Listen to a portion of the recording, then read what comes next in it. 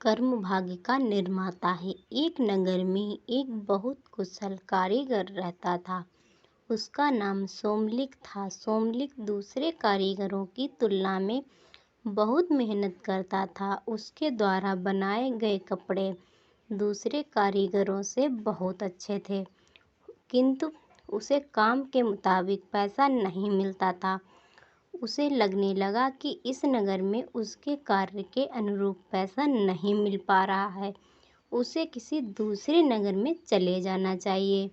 उसे कुछ लोगों ने समझाया कि धन मिलना ना मिलना तो भाग्य पर निर्भर है। अगर उसके भाग्य में धन नहीं है तो वो कहीं भी चला जाए, उसे धन नहीं मिल सकता। इसीलिए उसे इसी नगर में रहकर कार्य करना चाहिए।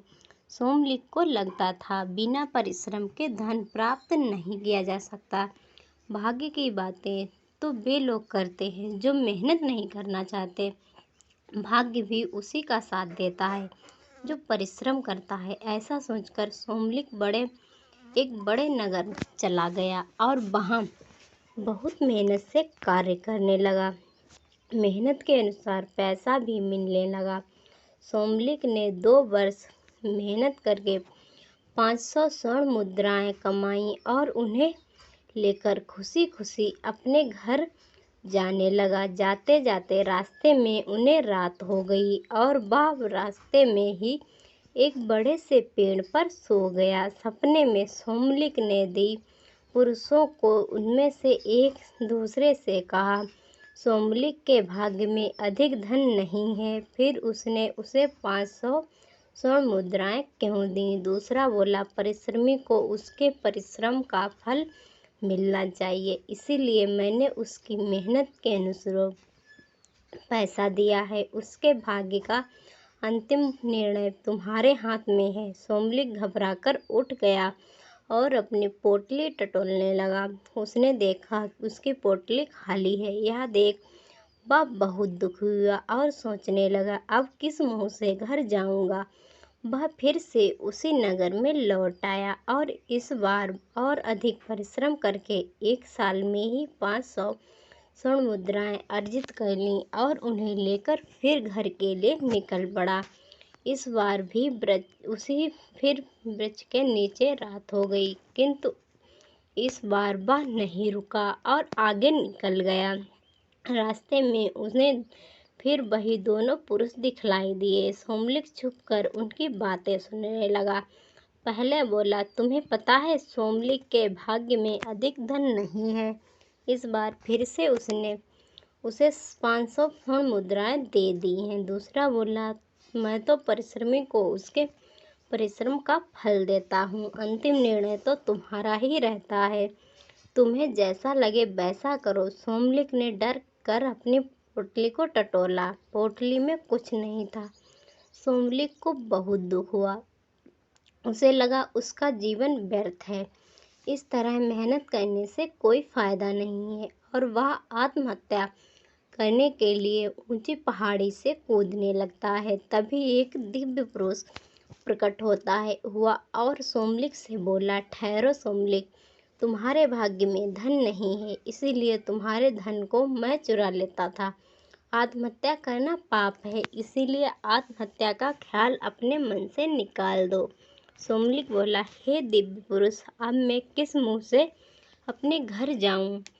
मुझे इस तरह खाली हाथ आया देखकर मेरे परिवार वाले क्या कहेंगे? दिव्य पुरुष ने सोमलिक से कोई एक वरदान मांगने के लिए कहा। सोमलिक ने कहा, मुझे वरदान में बहुत अधिक धन चाहिए। दिव्य पुरुष ने कहा, सोमलिक, तुम्हारे भाग्य में धन का भोग नहीं है, भोग रहित धन का क्या उपयोग?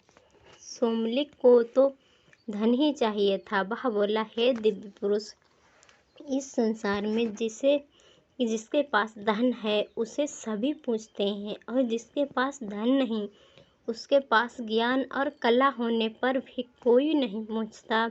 धनवान व्यक्ति अयोग्य होने पर भी संसार में यश और मान सम्मान पाता है, इसीलिए मुझे तो बहुत सारा धन चाहिए। दिव्य पुरुष ने कहा, तुम नगर वापस लौट जाओ, वहाँ तुम्हें गुप्त धन और उपयुक्त धन नाम के 2 व्यक्ति मिलेंगे। गुप्त धन के पास भोग रहित धन है और उपयुक्त धन के पास उपयोग करने वाला धन है। तुम कुछ समय इन दोनों के साथ रहो, फिर मुझे बतलाना तुम्हें किसके जैसा धन चाहिए। सोमलिक वापस नगर आया और गुप्त धन का पता करते करते उसके घर पहुंच गया। गुप्त धन ने सोमलिक को अपने घर से भगाने का प्रयास किया, किंतु वह तिरस्कार होने के कारण भी गुप्त धन के घर में रुक गया। गुप्त धन ने रात्रि में थोड़ा बहुत खाना उसे भी दे दिया, जिसे खाकर वह सो गया। सुबह सोमलिक ने देखा कि गुप्तधन बीमार हो गया और बीमारी के कारण उसने एक दिन खाना नहीं खाया। सोमलिक वहां से निकलकर उपयुक्त धन के घर का पता पूछता हुआ उसके घर पहुंच गया। घर में मेहमान आया देखकर उपयुक्त धन ने उसका स्वागत किया और रात को अच्छे अच्छे पकवान खिलाए और सोने के लिए अच्छा बिस्तर दिया।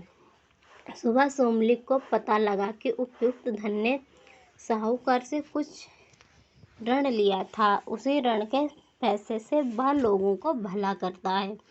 जिस समय सोमलिक जा रहा था तभी राजा के दूत आए और उपयुक्त धन को उसके अच्छे कार्यों का और समाज सेवा के लिए इनाम और पैसा दे गए, जिसे उसने साहूकार का ऋण उतार दिया। यह देखकर सोमलिक को समझ आ गया, संचय रहित उपयुक्त धन ही अच्छा है, यह गुप्त धन की तरह कंजूस नहीं है। सोमलिक ने दिव्य पुरुष से उपयुक्त धन जैसा बनने का वर मांग लिया। धन्यवाद।